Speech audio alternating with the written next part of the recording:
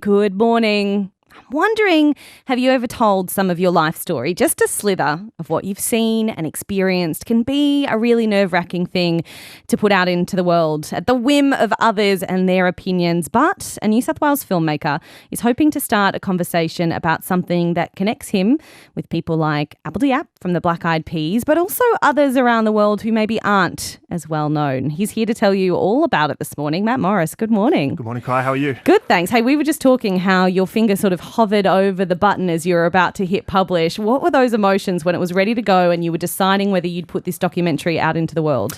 To be quite frank, I was absolutely terrified. I had no idea pressing this button if I was going to open up a can of hate or everyone was going to be behind it. So when I pressed that button and sat back, and it was a couple of tense minutes, nothing happened. And then I published it online and slowly people started to react to it. Thankfully, it was with love, hearts and likes. And the comments rolled in from a lot of mums, dads and people with the condition. Is it that type of thing where you hit send and then you throw your phone over the other side of the room and sort of try to disconnect for a few hours? Yeah, that's it. I think I definitely went to make a coffee straight away. I walked away from the computer and I thought, I'll deal with this later. All right, let's go back to the beginning. Why did you want to use the art of film to tell a little bit of your life story? Okay, so ever since I was a little kid, I've always loved filmmaking. I was the kid at 6 who was trying to wrestle the handycam off my father, and he was like, don't drop it all the time. I'll take control of the family videos. Thanks very much. That's right. I shot some of the stiller stuff too. But I've always loved filmmaking. So when I finished high school, I went to TAFE and I was studying screen and media. And I was about 19 at the time, and I started to ask questions. I'd grown up with my eye condition, hadn't really talked about it too much because it hadn't necessarily bothered me. It's only when I became a teenager to a young adult that, hey, this started to affect me. So at the same time I was studying at Hunter Street TAFE, doing screen and media, I was like, well, what is this thing that I have? So that's how the two sort of married up. Let's talk about that. What is the eye condition that you live with? Yeah, so I live with an eye condition called nystagmus, and it causes the eyes to move rapid. So they move in a rapid and uncontrollable way. And you've had it since birth? Absolutely, yes. Since you were young, so you've lived with it your whole life? That's right. Does it change as you age?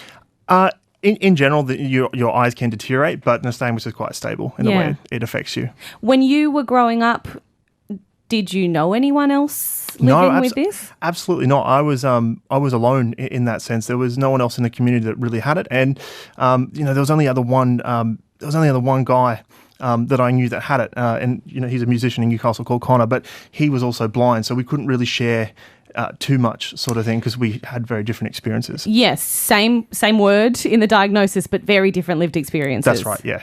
So was part of this film to learn more about it or to create that community or a little bit of both?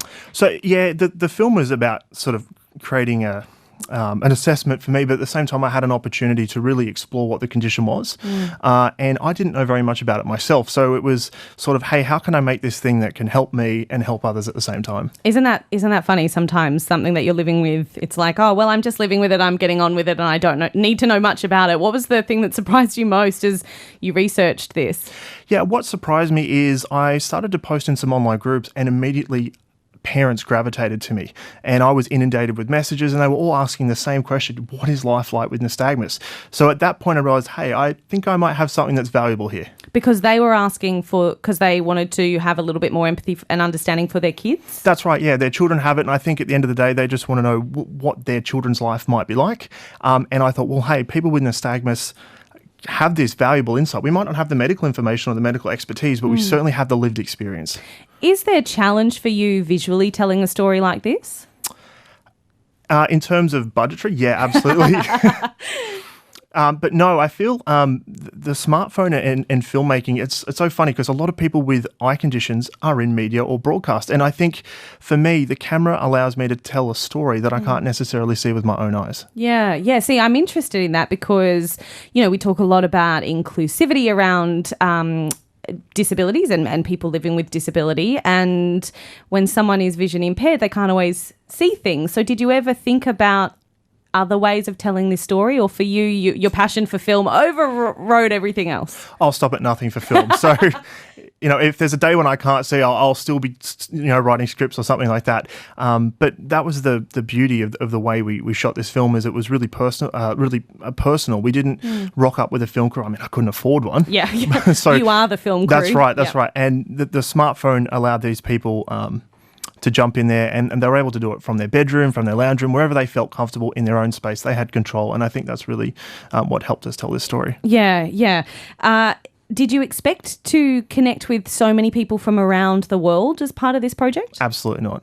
No, it's been incredible. How far and wide have you featured people? I've spoken to people in the United Kingdom, United States, New Zealand, every well-developed country I've spoken to. I've even got some people that I regularly communicate with in Thailand that sort of reach out to me and they share their life with me. So I've got a gentleman who's volunteering in a hospital there, and he sorts records, but he loves to message me, every couple of months. He says, "Hey, this is what I'm doing with my life. I can now do this." So yeah, I've really built a small community around it.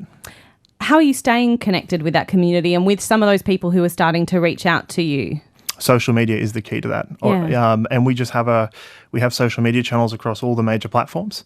And, inbox is open. We've also launched a free online community in the hopes that people can join. That could be parents, educators, anyone that's got anything to do with nystagmus or even low vision in general. We'd love to jump on there and just communicate, share those experiences, because someone's got an answer for everything.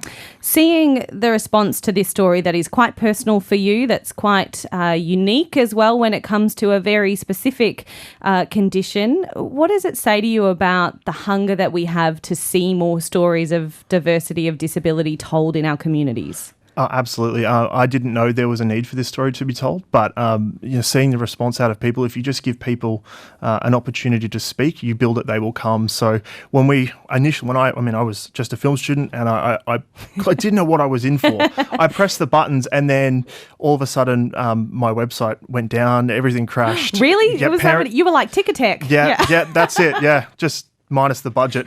So everything crashed, and then I had parents finding my personal Facebook and inboxing me, and everything spilled over. So that was a great response. We had so many people sign up in an hour that we broke the website. What are the emotions for you around that, of seeing that response? It brings a tear to my eye. I can't lie. I've cried at times at just how much people have responded to this. How does that drive the passion that you now have for continuing this conversation, but also continuing, your dreams in film? Yeah, absolutely. I think I found a niche, and I didn't know, you walk into film not necessarily knowing where you want to go, and then all of a sudden you sort of find your path. But I think in this case it found me, and it's not now.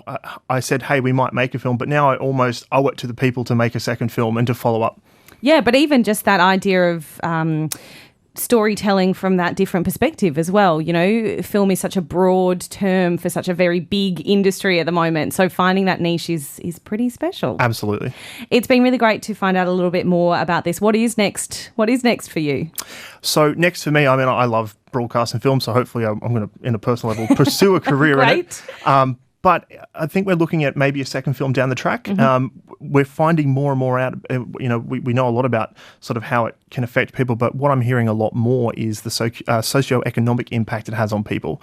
So there's these little hidden ways that a vision impairment can isolate people, and that's something that I'd like to sort of chase up next. Yeah, Matt, amazing to meet you. Thank you so much for coming in and telling us a little bit more about your film, My Dancing Eyes. Where can people find it? You can go to mydancingeyes.net, and it's on Facebook and YouTube and everywhere you could possibly think of. Just maybe not all at once. Let's stagger our response to this website, because then we won't crash it. Matt, thank you. Yeah, that's right. Thank you so much. Matt Morris there, regional New South Wales-based filmmaker. That film, My Dancing Eyes, filmed predominantly on smartphones. So if you're like, I don't have a big budget and I really love film, these days, just reach into your pocket, grab out that little computer that we're carrying with us, and you can do some amazing things. It's 24 minutes past 10.